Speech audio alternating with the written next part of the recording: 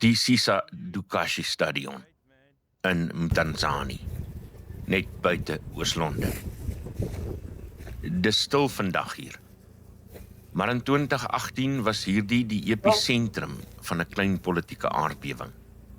Dis hier, op hierdie einste misdaadtoneel waar Julius Malema daardie gewraakte dag die geweer by Adrian Snyman geneem het.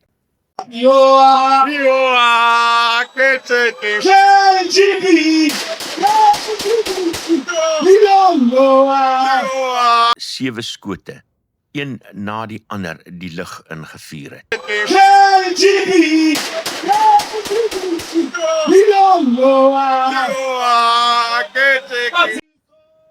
Die klank wat 7 jaar later nog steeds weerklink.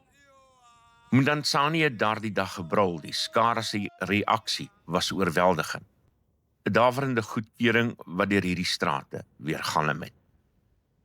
Vir die staat is dit 'n ernstige oortreding van die vuurwapenwet. Vir die EFF is dit 'n vertoning van mag tydens hul 5de verjaardagvieringe. Maar môre skuif die fokus van die stadion na die regbank. En kyk net hier. Die versperrings word reeds voor die hofsaal opgerig. Die verhoog is gereed vir die uitspraak en ondersteuners word van reg oor die land aangery, duisende van hulle, om Malema te kom ondersteun.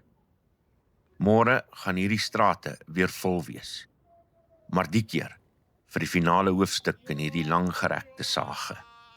Bly ingeskakel op Nuuspot vir die volledige storie.